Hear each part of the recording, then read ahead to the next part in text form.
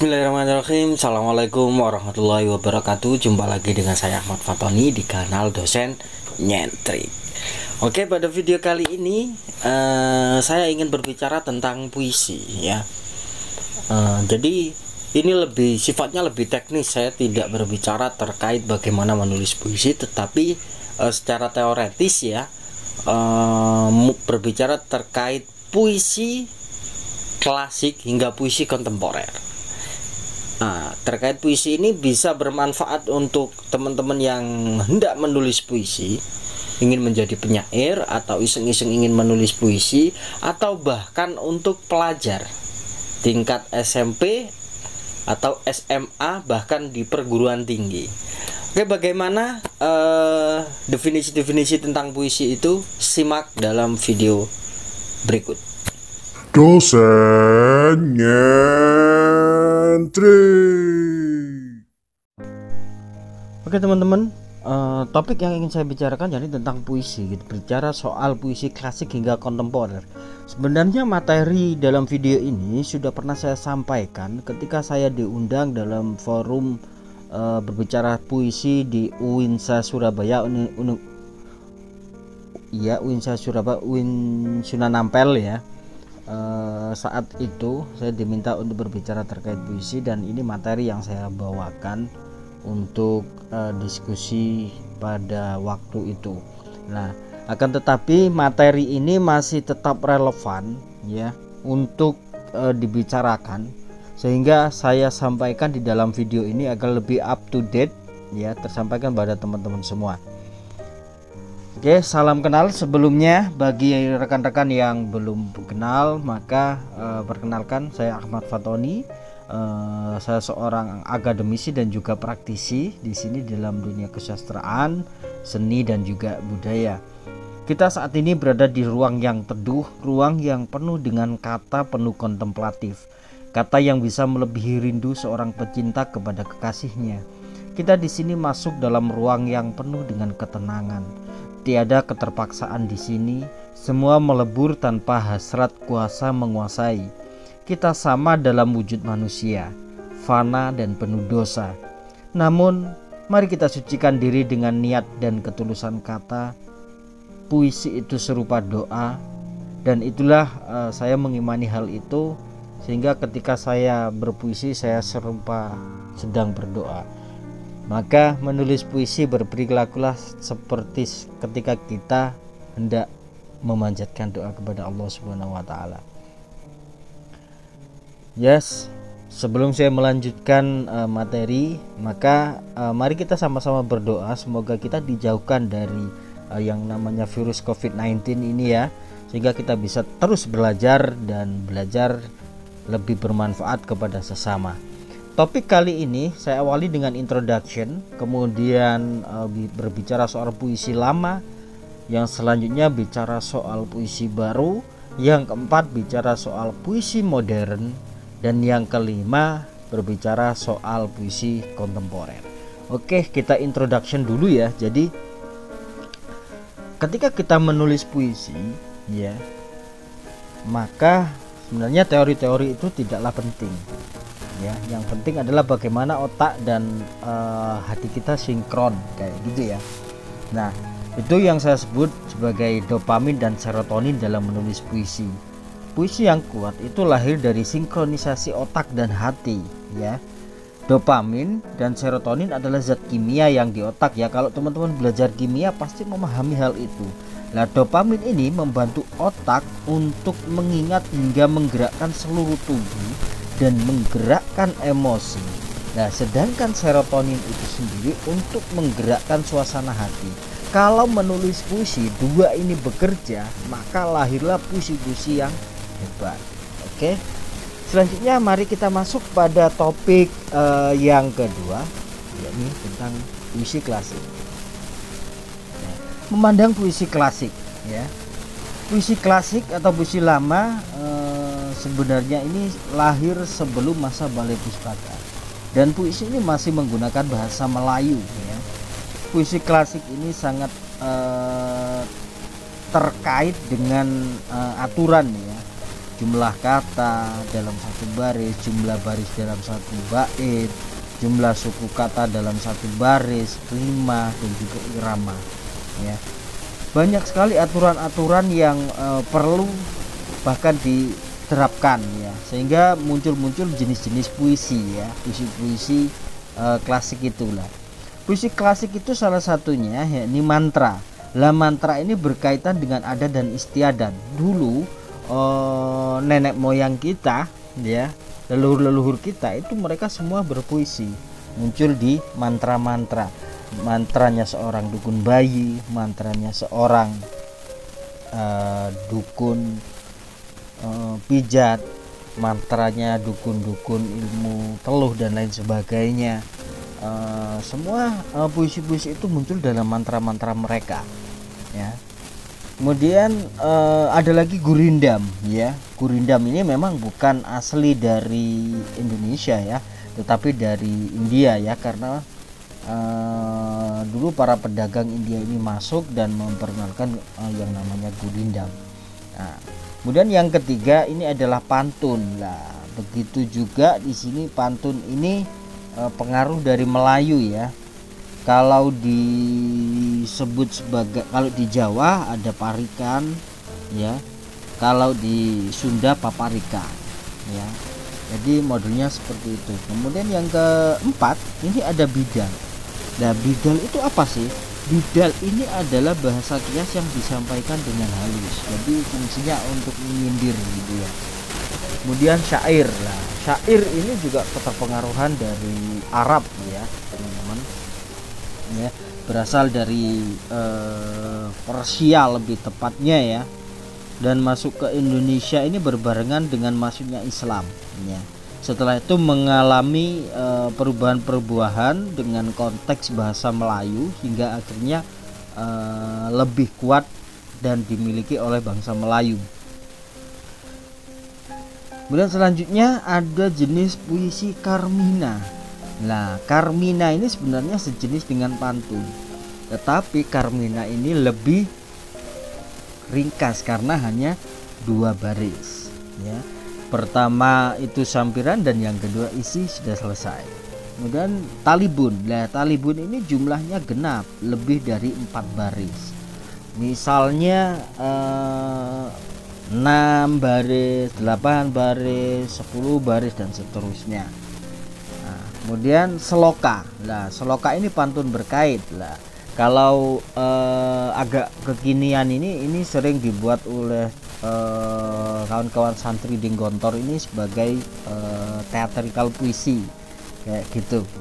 Nah, selain jenis-jenis itu nanti selanjutnya akan ada puisi-puisi lagi, tetapi masuk ke sub puisi baru. Apa sih puisi baru itu? Nah, puisi baru ini ya lebih keterpengaruhannya kepada bangsa-bangsa Eropa ya, karena mulai meninggalkan pola-pola lama ya.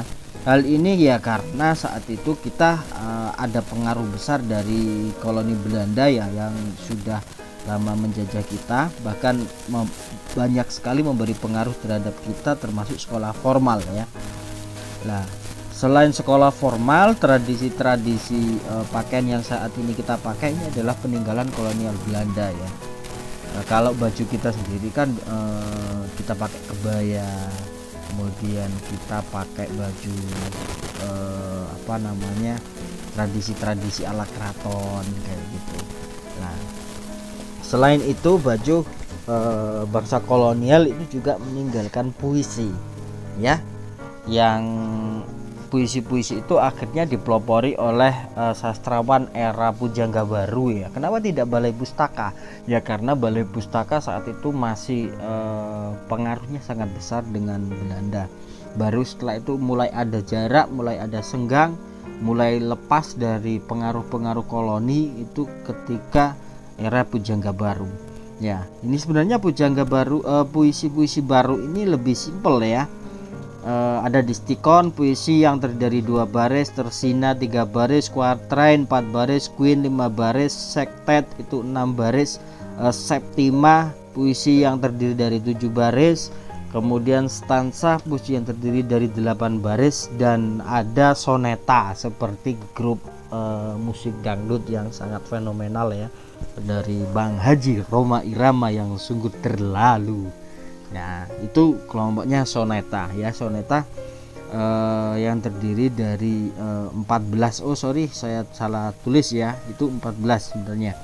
Nah, kemudian kita masuk ke jenjang yang lebih lagi, yakni puisi modern. Nah, puisi modern ini lebih baik ya kualitasnya, kebebasannya, karena sudah benar-benar objektif lah. Kalau di Indonesia puisi modern ini ya dipelopori oleh Chairil Anwar. Memang ketika Chairil Anwar mulai mempelopori ini, banyak dicemooh dan ditentang oleh para sastrawan-sastrawan karena bahasanya sudah tidak melangit lagi, sudah tidak menjunjung tinggi kaidah kebahasaan kayak gitu ya. Tetapi lepas dari itu ternyata Chairil Anwar membawa pengaruh yang besar.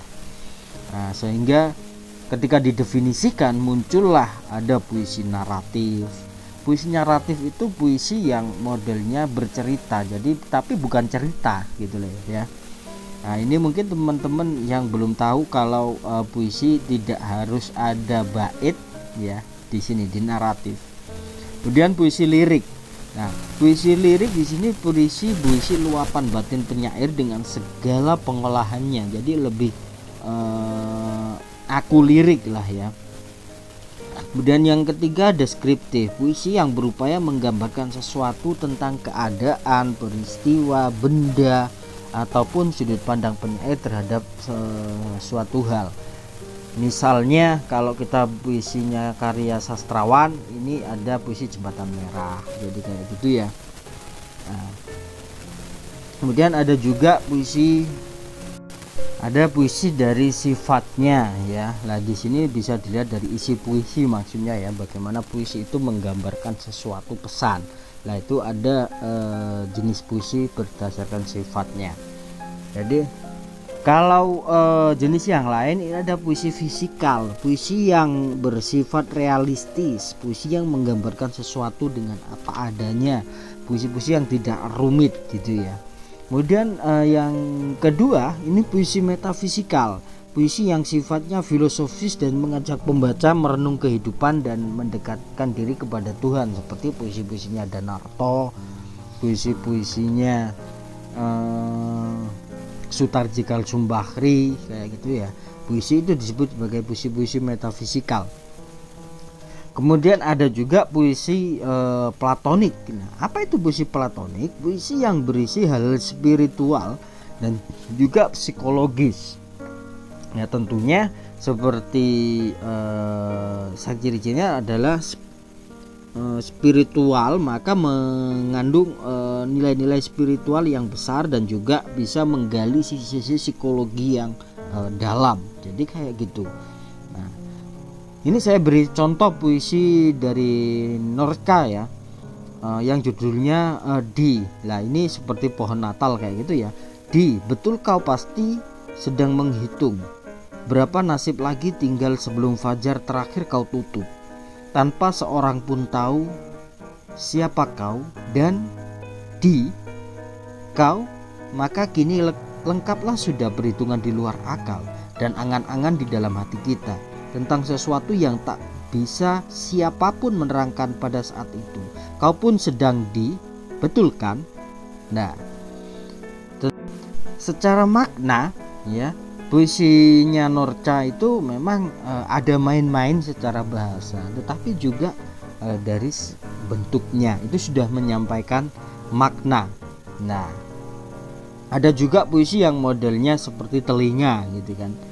Nah, ini memang Sutardi dan Danarto yang pelopornya ya, yang bentuk-bentuk itu ya.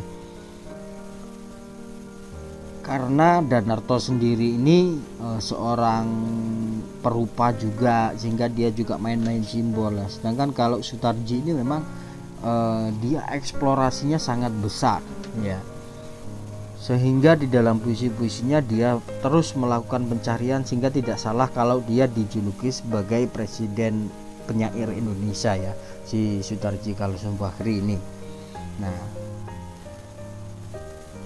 Lah, pada saat itulah hingga saat ini yang dilakukan oleh dua orang itu terus lahir ya, walaupun tidak banyak memang ya. Nah, selain itu untuk puisi-puisi kontemporer jenis yang lainnya, ini ada puisi beling ya. Puisi yang belak-belakan, sederhana dan bentuknya menantang.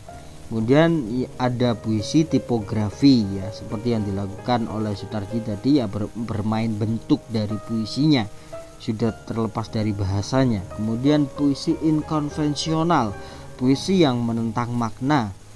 Membaca puisi ini tidak bisa dari makna tiap kata yang ada, tetapi bagaimana pengalaman-pengalaman batin kita menangkap tanda-tanda di dalam puisi tersebut.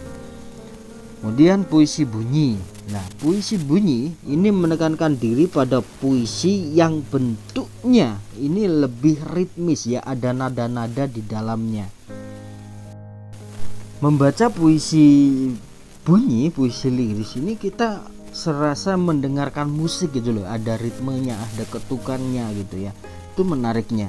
Kemudian puisi multibahasa atau ada beberapa bahasa di dalamnya kayak gitu ya, bisa misalnya ada berupa istilah saja atau dalam satu baris atau dalam satu bait. Jadi kayak gitu, yang penting ada dua bahasa. Kemudian ada gambar simbol ya, gambar simbol ini ya tentunya puisi yang memunculkan simbol-simbol seperti yang dilakukan dua pelopor tadi, ada Narto dan Sutarji Kalsumbakri. Kemudian ada puisi rupa. Nah, puisi rupa ini ya kita kembali lagi pada Danarto dan Sutarji. Sebenarnya definisinya mirip-mirip, kan, tetapi ada perbedaan yang sangat tipis, setipis kulit ari, jadi kayak gitu.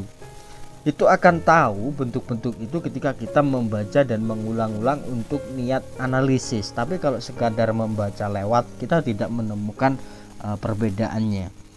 Kemudian puisi konkret ya, puisi yang diungkapkan dengan benda-benda konkret, puisi yang tidak lagi pada tataran kata. Misalnya ya, bicara soal telinga, maka bentuk puisinya itu sudah serupa telinga. Berbicara meja, bentuknya sudah serupa meja. Jadi kayak gitu. Nah, itu adalah ragam-ragam puisi yang sebenarnya sudah hadir di tengah-tengah kita saat ini. Ya, teman-teman bisa memilih dan memilah ketika mau menulis puisi, hendak mau menulis yang mana, atau sekadar secara definitif saja apa sih macam-macam puisi yang ada di Indonesia. Nah, teman-teman bisa mendengarkan bahkan membaca dari apa yang sudah saya tampilkan di situ ya. Jadi teman-teman bisa memutar berulang-ulang sampai benar-benar paham. Oke, itu definisi terkait puisi ya. Saya ngobrol-ngobrol tentang puisi. Semoga saja apa yang saya bicarakan ini benar-benar bisa bermanfaat buat teman-teman. Dan jika memang bermanfaat ya, tolong bagikan video ini agar semua orang yang ingin tahu tentang puisi bisa paham lebih banyak tentang puisi. Oke, cukup sekian. Saya akhiri. Wassalamualaikum warahmatullahi wabarakatuh. Jumpa lagi dengan saya Ahmad Fatoni di kanal Dosen Nyentrik. Jangan lupa subscribe.